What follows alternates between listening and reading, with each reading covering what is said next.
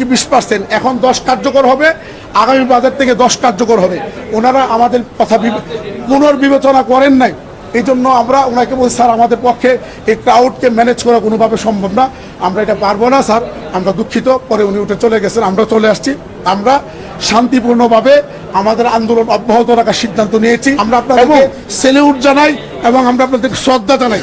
আপনারা আশা করি আমাদের এই শান্তিপূর্ণ আন্দোলনে এতদিন যেমনভাবে সমর্থন দিয়েছেন, শেষ পর্যন্ত এই 6 লক্ষাধিক শিক্ষক পরিবারের পাশে আপনারা থেকে অব্যাহতভাবে সমর্থন দিবেন।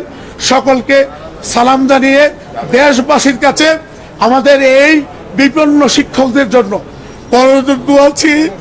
আমরা আমাদের আজকে বিশ্বাস করছি, আমার এক শিক্ষক কালকে স্ট্রোক করেছে, উত্তরাতে কালকে আমরা দেখতে গিয়েছি।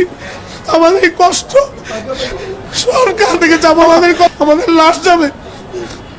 সকলকে ধন্যবাদ।